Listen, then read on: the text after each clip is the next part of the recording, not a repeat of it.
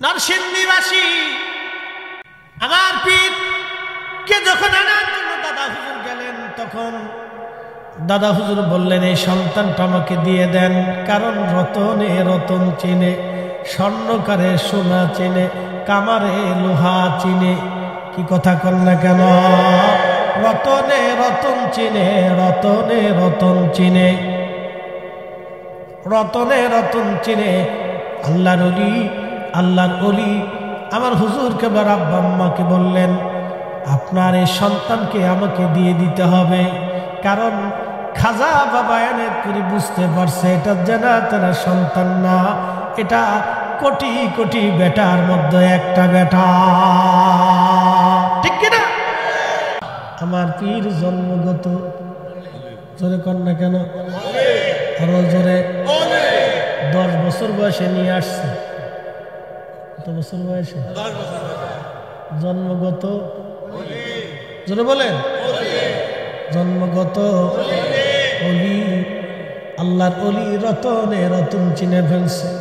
নিয়ে এসে বলতেছে এটা আমাকে দিয়ে দেন, কিন্তু দিয়ে দিবেন, শর্ত হলো আপনি মা এবং বাবা হিসেবে সন্তানের প্রতি আপনার হক আছে। আপনি এই মুহূর্তের সমস্ত হক থেকে আপনি তাকে মাফ করে দিবেন, যে আপনি সন্তানের প্রতি আর কোনো হক আপনি রাখবেন না। আপনি সব যদি ক্ষমা করে দেন তাহলে নিয়ে যাব, আপনি সব মাফ করে দেন তারপরে আমি নিয়ে যাব। আল্লাহর ওলি উমর হুজুর বলতেছিলেন, তোমাদের দাদা হুজুরই কথা বলার পরে আমার আব্বা আম্মা তার সমস্ত হক থেকে আমাকে মাফ করে দিলেন। তারপরে আমি পীরের দরবারে একটানা 30 বছর মেহনত করলাম, খেয়ে না খেয়ে সব কিছু বিদায় করে দিয়ে, সমস্ত সম্পদ বিক্রি করে দিয়ে আমি একবারে নিঃসম্বল হয়ে গেলাম। এটাকে বলা হয় মুজাহাদা। কি বলে? মুরাকাবা, মুশাহাদা, মুজাহাদা। মুজাহাদা মানে দুনিয়ার সমস্ত সম্পদ থেকে আপনি একেবারে আলাদা হয়ে যাবেন, পৃথিবী থেকে আলাদা হবেন, শুধু আল্লাহর জন্য হয়ে যাবেন। এটার নাম মুজাহাদা। আমার দাদা হুজুর, আমার পীর ও মুর্শিদকে দুনিয়ার সমস্ত সম্পদ থেকে জুদা করে, একবারে মাহরুম করে, আলাদা করে, একবারে সবকিছু থেকে জুদা করে মুজাহাদার মধ্যে নিয়ে এসে 30টা বছর সাধনা করাইয়া, জিকিরি ফিকিরি ইবাদত করাইয়া, খাওয়াইয়া না খাওয়াইয়া 30 বছর ধরে পরীক্ষা নিরীক্ষা করে জমানার মহা ওলি বানাই দিয়ে গেছেন। কথা কোন ঠিক কিনা? নরসিংদীবাসী মনোযোগ দিবেন।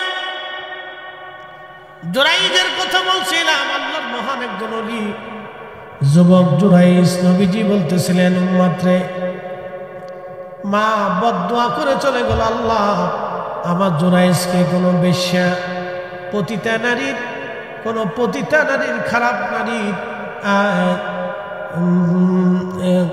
অভিযোগ না দেওয়াইয়া, অপমান না করাইয়া আমার জুরাইজকে তুমি মৃত্যু দিও না।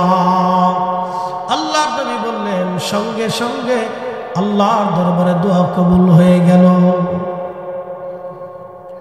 ওই এলাকার একটা রাখাল ছিল, গোলাম, সে গোলামি করত, কৃতদাস ছিল। তখন মানুষের কেনা বেচা চলতো, কৃতদাস।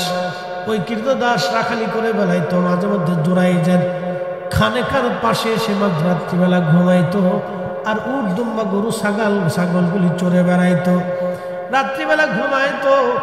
আর ওই কৃতদাস রাখালের সাথে ওই এলাকার এক স্বাধীন নারীর সাথে সম্পর্ক হয়ে গেল। একটা পর্যায়ে তারা জেনা করলো, আর ওই মহিলাটা অন্তঃসত্ত্বা হয়ে গেল। জেনা করার কারণে ওই নারীটা অন্তঃসত্ত্বা হয়ে গেল। অন্তঃসত্ত্বা যখন হয়েছে, তখন এলাকার মধ্যে জানাজানি হয়ে গেল, অমুকের মেয়ে অমুক জেনার কারণে অন্তঃসত্ত্বা হয়ে গেছে। তখন সমাজ তাকে ডেকে নিয়ে মাতব্বর সর্দাররা বলে, মেয়ে তোমাকে কে এই অন্যায় কাজ করেছে, কে তোমায় সর্বনাশ করেছে? মেয়েটা তখন বলতে পারে না, কি করবে সে? তখন সে গোপনে রাখালের সাথে যোগাযোগ করলো, রাখালকে বলল, রাখাল বলো, তুমি তো আমার দ্বারা সর্বনাশ করে ফেলছো, আমি অন্তঃসত্ত্বা হয়ে গেছি, এখন বলো আমি কি করব? যদি কথা বলি তাহলে তোমাকেও মেরে ফেলবে, আমাকেও মেরে ফেলবে, কারণ তুমি একটা কৃতদাস আর আমি একজন স্বাধীন মহিলা। এবার ওই রাখাল কৃতদাস ডাক দিয়ে বলতেছে, স্বাধীন নারী এখন কি করবা? যদি আমার কথা বলো আমিও মারা যাব, তোমাকেও লোকেরা মেরে ফেলবে। যদি বাঁচতে চাও একটা উপায় আছে। বলে কি উপায়? ওই যে দেখো আমি যারা খানেকার পাশে রাত্রিবেলা মাঝে মধ্যে ঘুমাই, সে বিরাট বড় বুজুর্গ জোরাইস, লোকেরা তাকে খুব আদর করে মোহাব্বত করে ভালোবাসে। তুমি বলবা জোরাইস তার খানকার মধ্যে নিয়ে তোমার সঙ্গে জেনা করেছে, সেই জেনার কারণে তুমি অন্তঃসত্ত্বা হয়ে গেছ।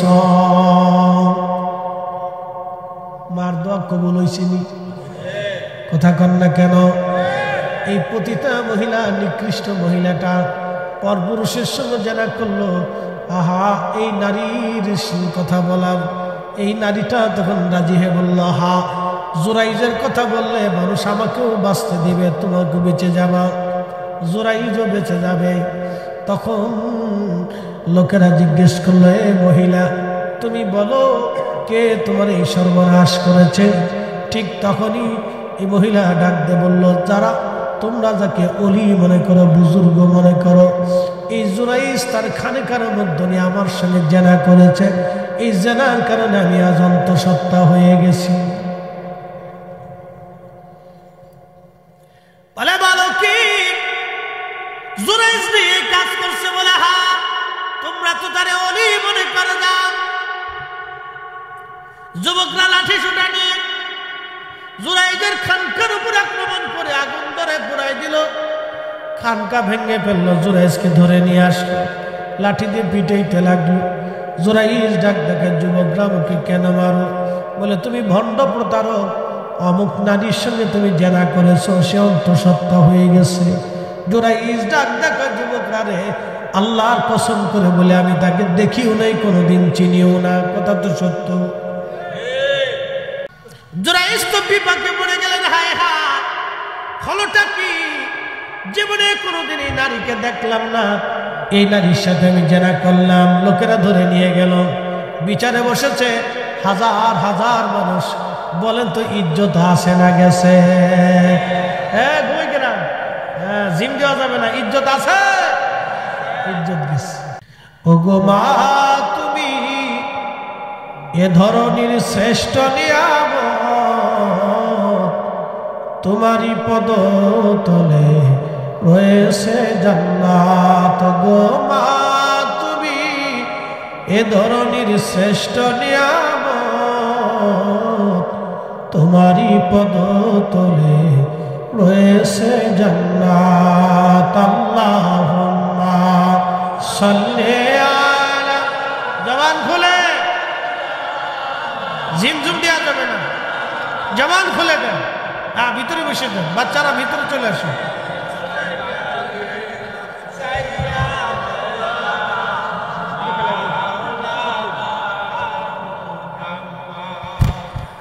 ভাইরা আমার, জোরাইস খুবই চিন্তিত, হায় হায় হলো কি?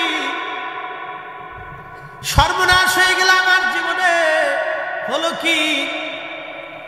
তখন মুরব্বীরা ডাক দিয়ে বলল, জোরাইস তুমি কি জেনা করছো? জোরাইস বলল, না অবশ্যই আমি তার সাথে জেনা করি নাই, তারে দেখিও নেই, চিনিও না, জেনা কেমনে হবে বলো? মহিলাকে জিজ্ঞেস করো, নারী তুমি অন্তঃসত্ত্বা কেমনে বলো? মহিলা ডাক দিয়ে বলতেছে, দেখো যারে তোমরা বুজুর্গ মনে করো, তার খানকার ভিতরে নিয়ে জোরাইস আমার সঙ্গে জেনা করছে, এই লোকেই আমার পেটে তার বাচ্চা। মহিলা নাসর বান্দাও যে শিখাই দিছে। একটা কথা মনে রাখবেন, বেহায়া বিয়াদ্দব নারীদের কোনো শরম লজ্জা থাকে না। এই কথা কোন না কেন? হাজিরিন, এই বেহায়া নারী কোন মতে জোরাইজের নাম বাদ দেয় না, লোকেদেরকে বলে হ্যাঁ উনি জেনা করছে। কি সর্বনাশের মধ্যে পড়ে গেল জোরাইজ, খুব চিন্তায় পড়ে গেল জোরাইজ। হায় হায় বলে কি? বলে কি? জোরাইজ বলে, দেখো সমাজ, আমি জীবনেও কোনোদিন তারা চিনি নাই আর দেখি নাই। সমাজ এবার চিন্তায় পড়ে গেল, হায় হায় কি করা যাবে। জ্ঞানীগুলি তো কম বেশি দু একজন আছে। তো একজন বলল, জুরাইজ বলো। নারীর তো সাক্ষী হচ্ছে ওই মহিলার পেটে বাচ্চা, আমরা তো বুঝতেই পারতেছি তার সাথে জানা হয়েছে, যে কোনো হোক পুরুষ কর্তৃক সে এই জানা হয়ে গেছে। তো তুমি করো বা আর একজনেই করুক, মহিলার সাক্ষী মহিলার পেটের বাচ্চা, সে তো অন্তঃসত্ত্বা হয়েছে, তার তো পেটে বাচ্চা এসে গেছে। এখন তুমি বলো জুরাইজ, তোমার কি কোনো সাক্ষী আছে কিনা? জুরাইজ ডাক দেয় বলতেছে, হ্যাঁ আমার একটা সাক্ষী আছে। বলে কি সাক্ষী? বলে আমার সাক্ষী হলো ওই মহিলার পেটের বাচ্চা। তখন জুরাইজকে লোকেরা বললো, জুরাইজ রে, মহিলার পেটের বাচ্চা তো মহিলার সাক্ষী, তোমার সাক্ষী কেমনে হয়? জুরাইজ তখন ডাক দেয় বলল, সমাজ, ওই মহিলার পেটের বাচ্চা প্রসব হওয়ার পরে আমি দুধের বাচ্চার কাছে জিজ্ঞাসা করব, আমি কি তার বাবা, আমি কি তার জন্মদাতা নাকি অন্য কেউ? লোকেরা বলল, জুরাইজ বলো কি, দুধের বাচ্চা কি কথা বলবে? জুরাইজ ডাক দেখা, হা আমি বললে কথা বলবে। না চিৎকার মেরে বলেন আল্লাহু আকবার। বনি ইসরাইলের নবীর উম্মতের পাওয়ার যদি এরকম হয়, আমার এই নবীর উম্মতের পাওয়ার আরো 70 গুণ। কথা কন না কেন? কত গুণ? কত গুণ? 70 গুণ পাওয়ার, 70 গুণ পাওয়ার, 70 গুণ পাওয়ার, 70 গুণ, 70 গুণ পাওয়ার। আমাদের এক এলাকার ভদ্রলোক 12 বছর কোনো সন্তান হয় না, হুজুর কেবলার কাছে নিয়ে গেছে। হুজুর বললেন, বাবা খেদমত করতে বলেন, সন্তান দেওয়ার মালিক তো আমি না, সন্তান ফয়সালা বন্টন হয় আল্লাহর দরবার থেকে। কে কয়টা সন্তান পাবে, কখন সন্তান হবে, এটা আমার হাতে না রে বাবা, এটা আল্লাহর দরবার থেকে বন্টন হয়। তবে বাবা তার জন্য হয়তো কোনো বরাদ্দ নাই, তবে খেদমত করতে বলেন, দেখি আল্লাহর পক্ষ থেকে কি ফয়সালা হয়। সুসংবাদ আছে, 3 দিন পরে লোকটাকে ডেকে নিয়ে আসছে মাটি কাটার ওখান থেকে, সারা গায়ে কাদা। হুজুর কেবলার সামনে দাঁড়াইলেন। হুজুর বললেন, বাবা, মুস্কি মুস্কি আসে, বাবা সম্ভ্রান্ত পরিবারের ছেলে, কষ্ট হয়ে গেছে বাবা, আপনার পরিশ্রমটা আল্লাহর দরবারে মঞ্জুর হয়ে গেছে বাবা। 12 বছর আল্লাহ সন্তান দেয় নাই, আল্লাহর পক্ষ থেকে আপনার জন্য একটা সুসংবাদ আছে। বাড়ি চলে যান, আপনার স্ত্রী সন্তান কনসেপ্ট হলে আপনি মিষ্টি নিয়ে দরবারে আসবেন। জোরে বলেন মারহাবা। সন্তান বাচ্চা স্ত্রীর গর্ভে কনসেপ্ট হওয়ার পরে মহিলা ওই লোকটা মিষ্টি নিয়ে চলে আসছে। হুজুর বললেন, বেটা এরপরে সন্তান প্রসব হওয়ার পরে 6 দিনের দিন নিয়ে আসবেন, এই 6 দিনের দিন নিয়ে আসবেন, বেশি করে মিষ্টি নিয়ে আসবেন বাবা, একটা ছেলে আল্লাহ দেবে। যোগ শ্রেষ্ঠ মহামানী আমার মুর্শিদ মাওলানা, ওরে এক নজর দেখলে যারে দিলের জ্বালা থাকে না।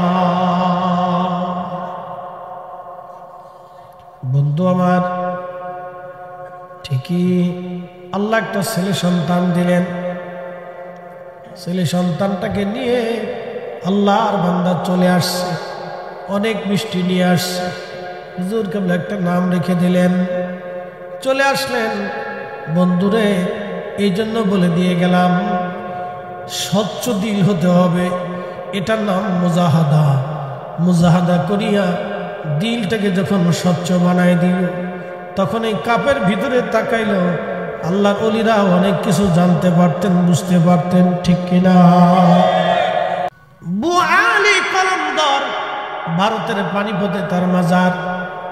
বুআলি কলমদর রহমাতুল্লাহ আলাইহি যখন গেলেন, হিন্দু রাজা, তিনি বললেন, মুসলমান দরবেশে দেশে রাখা যাবে না, তাড়িয়ে দিতে হবে।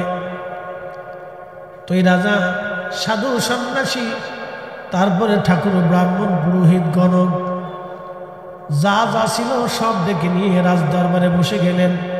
সবাইকে বললেন যে কোনোভাবেই ফকিরকে তারাই দরবেশকে তাড়াইতে হবে। তো সাধু সন্ন্যাসী ব্রাহ্মণ ঠাকুর যারা ছিলেন তারা তো মন্ত্র সাধন করে, তো তারা তাদের সমস্ত মন্ত্র সাধন করিয়া শক্তি দিয়া আল্লাহর অলি ওয়ালি কলমদরের উপরে নিক্ষেপ করলেন। সমস্ত জাদুবান আল্লাহর অলির উপরে নিক্ষেপ করলেন যাতে ওয়ালি কলমদর এই বানে মরে যায় বা এই জাদু মন্ত্রতন্ত্রে সে মারা যায় বা পালিয়ে যায়। কিন্তু আল্লাহর কি অপরিসীম শক্তি! আল্লাহর অলি ওয়ালি কলমদরের শক্তির কাছে, আধ্যাত্মিকতার কাছে তাদের জাদু টনা মন্ত্রতন্ত্র কোনো ঠাঁই হয় না। তখন সাধু সন্ন্যাসী পুরোহিতরা বলল, বাচ্চা নামদার, সর্বনাশ, এই দরবেশের সাথে আমরা লড়াই করে পারবো না। কারণ আমরা যখন মন্ত্রতন্ত্র করি, যখন জাদুটনা করি, আধ্যাত্মিকভাবে অদৃশ্যভাবে তার জন্য একটা হেফাজত আসে, অদৃশ্যভাবে শক্তি এসে তাকে হেফাজত করে, আমাদের মন্ত্রতন্ত্র নিমিষের মধ্যে শেষ করে ফেলে দেয়, ধ্বংস হয়ে যায়। অতএব তার সাথে আমরা লড়াই করে পারবো না, আপনি লড়াই করা সম্ভব হবে না।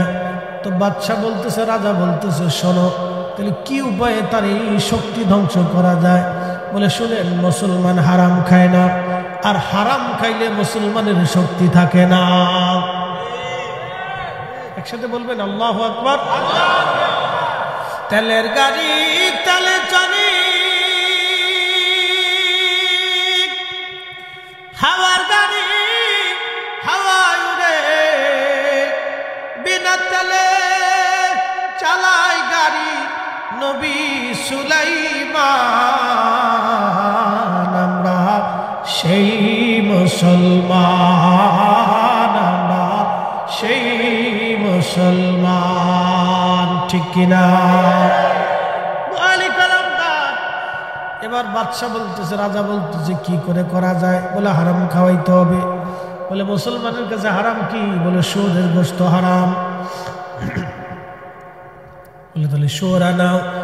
যে কোনোভাবে তারা যদি শুয়োরের গোশত খাওয়াইতে পারেন তাহলে বোয়ালি কলমদরে আধ্যাত্মিক ক্ষমতা নষ্ট হয়ে যাবে।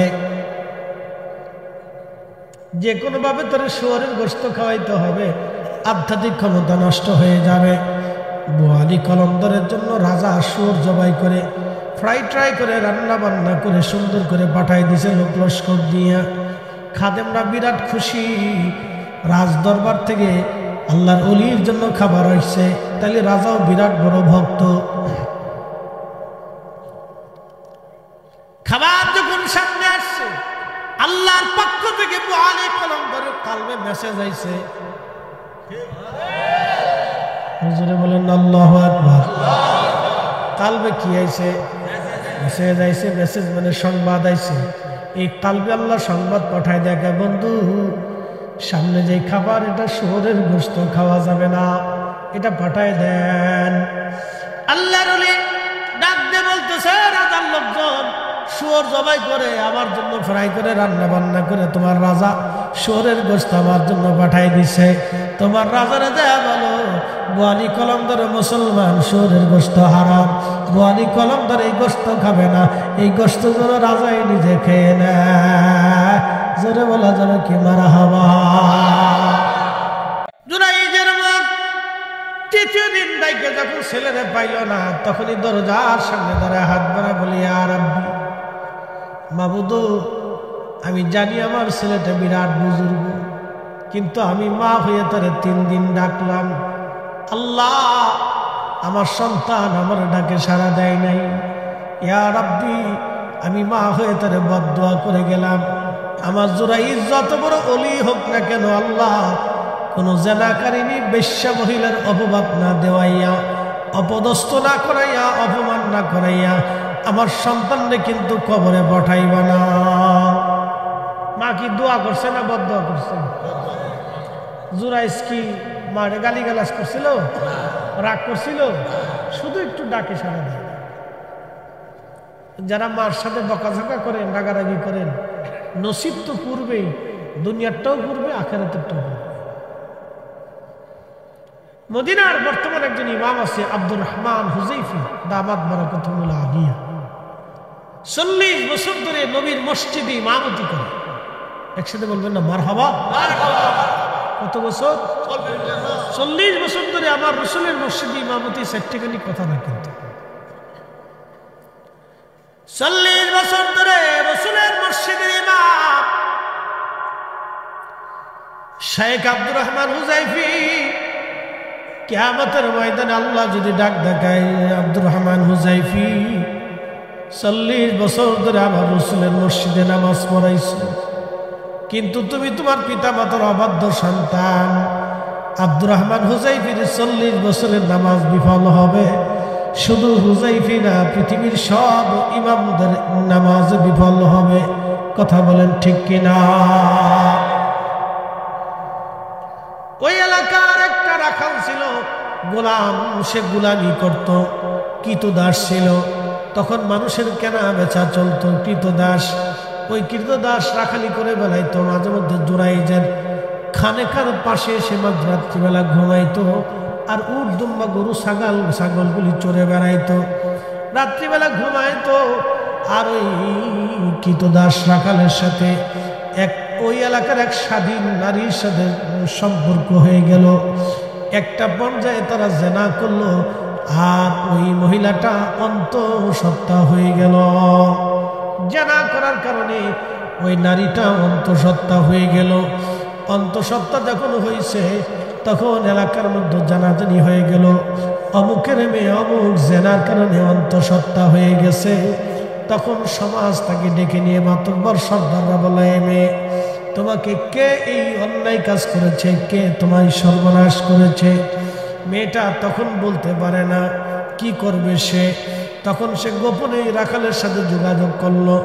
রাখালকে বলল, রাখাল বলো, তুমি তো আমার দ্বারা সর্বনাশ করে ফেলছো, আমি অন্তঃসত্ত্বা হয়ে গেছি, এখন বলো আমি কি করব? যদি তোমার কথা বলি তাহলে তোমাকেও মেরে ফেলবে, আমাকেও মেরে ফেলবে, কারণ তুমি একটা কৃতদাস আর আমি একজন স্বাধীন মহিলা। তখন কৃতদাসদের কোনো মর্যাদা ছিল না সমাজে, এদেরকে মানুষ মনে করতো না, গরু ছাগলের মতো মনে করতো।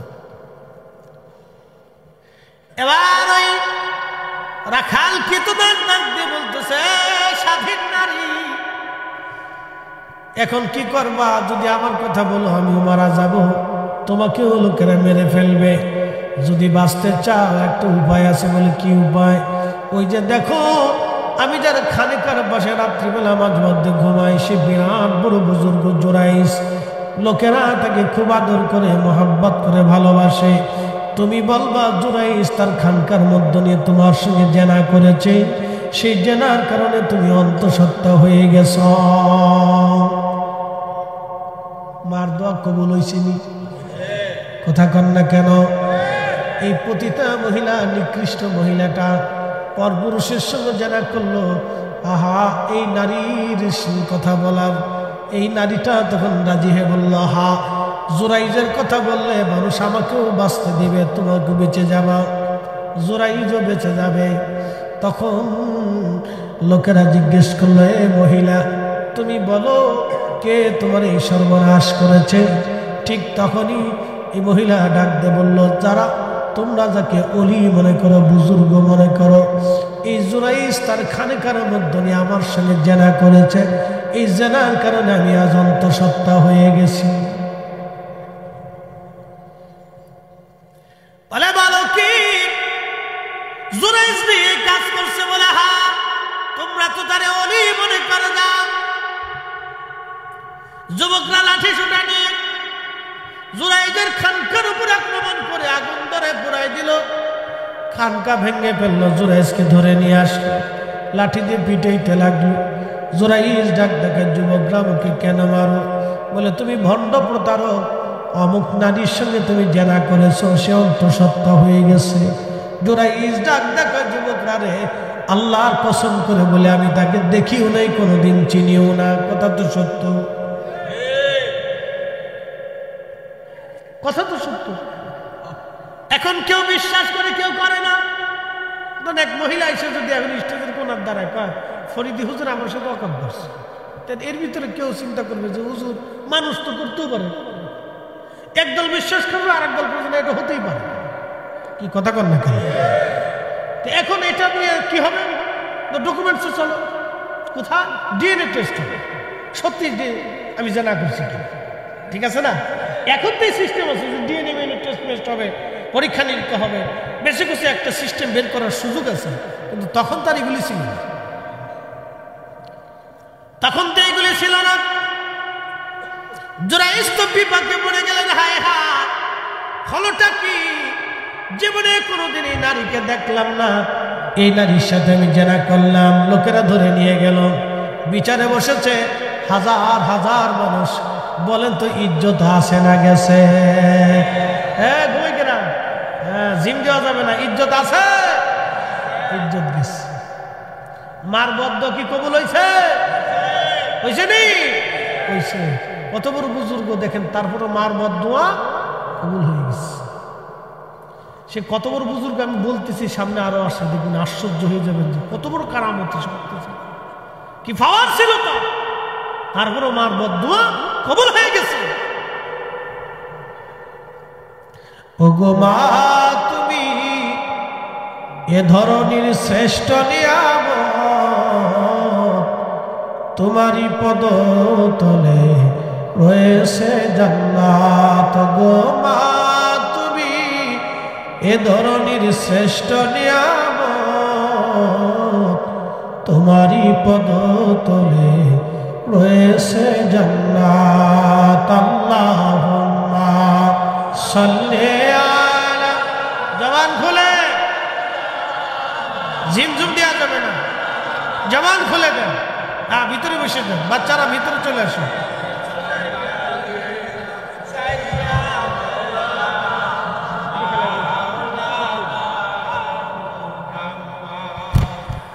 ভাইরা আমার, জুরাইজ খুবই চিন্তিত, হায় হায় হলো কি, সর্বনাশ হয়ে গেল আমার জীবনে, হলো কি? তখন মুরব্বীরা ডাক দিয়ে বলল, জুরাইজ তুমি কি জেনা করছো? জুরাইজ বলল, না অবশ্যই আমি তার সাথে জেনা করি নাই, তারে দেখিও নাই, চিনিও না, জেনা কেমনে হবে বলো? মহিলাকে জিজ্ঞেস করো, নারী তুমি অন্তঃসত্ত্বা কেমনে বলো? মহিলা ডাক দিয়ে বলতেছে, দেখো যারে তোমরা বুজুর্গ মনে করো, তার খানকার ভিতরে নিয়ে জুরাইজ আমার সঙ্গে জানা করছে, এই লোকেই আমার পেটে তার বাচ্চা। মহিলা নাসর বান্দাও যে শিখাই দিছে। একটা কথা মনে রাখবেন, বেহায়া বিয়াদ্দব নারীদের কোনো শরম লজ্জা থাকে না। এই কথা কোন না, বিয়াদ্দব বেহায়া নারীদের কোনো শরম লজ্জা, ও শরম লজ্জা নাই, এদের শরম লজ্জা থাকে না, এটা বচ্চরিত্র। এজন্য যদি বিয়ে করেন, হ্যাঁ যুবকদেরকে বলতেছি, তাহলে টিকটক বিয়ে করেন না। ঠিক আছে করে তোরা হাত উঁচা করে জোরে খ, তোরা তো নিজেরাও টিকটক বানাস, বুঝলি না? এই বেলা ঠিক মহিলাদেরকে বলতেছি, শুনে যান, ফুলা মানে এখন ঠিক, তার মানে সুলা কলা এটা কেউ পছন্দ করে না, বাজারে এর দাম থাকে না। নারীদেরকে বলতেছি, অত সুলা কলা না হইয়া মাথার থেকে পা পর্যন্ত পর্দা দিয়া নিজেরা ঢাইকে দেন, তাহলে জীবনে শান্তি এবং সম্মান আসবে। কথা কন না, ঠিক কেন? বাজারে বাজারে ম্যাডিন ফুচকা, ওই যে আপনাদের যে আসার সময়, ওই যে আসার সময় দুই পাশে দেখা যায়, বাপরে বাপ। আমি চিন্তা করলাম রাত্রে ব্রিজের এই পাশে, এই পাশে আমি চিন্তা করলাম, বাপরে বাপ, এটা দিনের বেলায় তাহলে কি পরিমাণে গ্যাদারিং হয়েছে বেটা। পল্টু বল্টু সোল্টু নান্টু বল্টু জন্টু অন্ডিস পন্ডিস মন্ডিস সব এখানে চলে আসছে। ভারতে বলে 1.5 ঘন্টা লাগে। চিন্তা করতে পারছেন কি ধাক্কার ধাক্কা, বাপরে বাপ। সব মেড ইন ফুচকা, শর্টপুটি।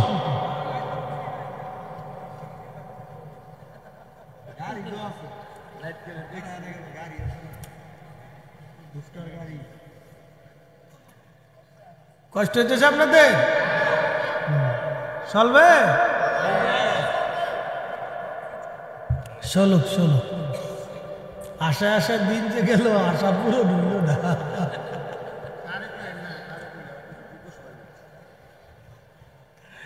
ভাই আমার, না বেশি করলে মাহফিলে গাছজালিরা টিয়া পয়সা দিত না, এই হুজুর আনিস না, আনলে আর টিয়া দিতাম না, গাছজালির শেষ। কইলাম না থাক থাক, খাক ফুচকা খাক, যদ্দূর ভর চটপটি খাক খাক, অসুবিধা নেই। কোম্পানি আর একটা তো খারানো আছে, বলে কোনটা বুঝেন নাই মনে হয়, মেড ইন গ্যাস্ট্রিক। ফার্মেসিতে যাইয়ে শেষে করতে হবে যে আমার একটা সার্জেল দিয়ে দে, চলবে খাক। হাজিরিন, এই বাহানারি কোন মতে জুরাইজের নাম বাদ দেয় না, লোকেদেরকে বলে হ্যাঁ উনি জানা করছে। কি সর্বনাশের মধ্যে পড়ে গেল জুরাইজ, খুব চিন্তায় পড়ে গেল জুরাইজ। হায় হায়, বলে কি জুরাইজ বলে দেখো সমাজ, আমি জীবনেও কোনোদিন তার চিনি নাই আর দেখি নাই। সমাজ এবার চিন্তায় পড়ে গেল, হায় হায় কি করা যাবে। জ্ঞানী গুণী তো কম বেশি দু একজন আছে, একজন বলল জুরাইজ বলো।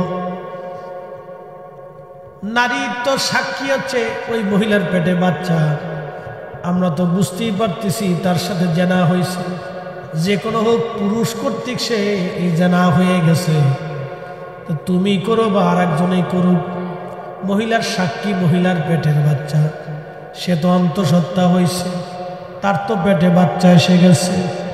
এখন তুমি বলো জুরাইজ তোমার কি কোনো সাক্ষী আছে কিনা। জুরাইজ ডাক দেয়া বলতেছে হ্যাঁ আমার একটা সাক্ষী আছে। বলে কি সাক্ষী? বলে আমার সাক্ষী হলো ওই মহিলার পেটের বাচ্চা। তখন জুরাইজকে লোকেরা বলল জুরাইজ রে, মহিলার পেটের বাচ্চা তো মহিলার সাক্ষী, তোমার সাক্ষী কেমনে হয়? জুরাইজ তখন ডাক দেয়া বলল সমাজ, ওই মহিলার পেটের বাচ্চা প্রসব হওয়ার পরে আমি দুধের বাচ্চার কাছে জিজ্ঞাসা করব আমি কি তার বাবা, আমি কি তার জন্মদাতা নাকি অন্য কেউ। লোকেরা বলল জুরাইজ বলো কি দুধের বাচ্চা কি কথা বলবে? জুরাইজ ডাক দেখা হা আমি বললে কথা বলবে। না না, চিৎকার করে বলেন আল্লাহু আকবার। বনি ইসরাইলের নবীর উম্মতের পাওয়ার যদি এরকম হয়, আমার এই নবীর উম্মতের পাওয়ার আরো 70 গুণ। কথা কন না কেন? কত গুণ? কত গুণ? 70 গুণ পাওয়ার, 70 গুণ পাওয়ার, 70 গুণ পাওয়ার, 70 গুণ। ও গো মা তুমি এ ধরনের শ্রেষ্ঠ নিয়ামত, তোমারই পদতলে রয়েছে জান্নাত, তোমারই পদতলে রয়েছে জান্নাত। আজকে একটা মাসলা বলে দিয়েছে, দাদা হুজুর কেবলাকে যখন আনতে পাকুড়িয়ে গেছিলেন তখন তার আব্বা আম্মারে একটা কথা বলছিলেন যে আপনার এই সন্তানের সমস্ত আপনার যত হক আছে সব ক্ষমা করে দিয়ে আমাকে দিয়ে দিতে হবে। হয় না? আরো জোরে বলেন, জোরে জোরে। আপনার সন্তানের আপনার যত হক আছে সব মওকুফ করে দিয়ে আমাকে দিয়ে দিতে হবে। আপনি বুঝতে হবে হুজুর কেবলার প্রত্যেকটা কথা কাজ জীবনে যদি গবেষণা করেন একবারে সম্পূর্ণ শরীয়তের আদলে কমপ্লিট ছিল। হুজুর কোরআন সুন্নাহর ভিতরে ছিলেন, আমরা বাহিরে চলে গেছি। কথা কন না ঠিক না? হুজুর কিন্তু কোরআন সুন্নাহর ভিতরে ছিলেন, আমরা কি হয়ে গেছি? বাইরে চলে গেছি। আপনি হুজুরের দোষ দিতে পারবেন না, আমার পীরের দোষ দিতে পারবেন না। সব উনি কোরআন সুন্নাহর ভিতরে ছিলেন, নকশবন্দিয়া মুজাদ্দিদে কোরআন সুন্নাহর ভিতরে, কিন্তু আমরা বাহিরে চলে এসেছি। কথা ঠিক কিনা?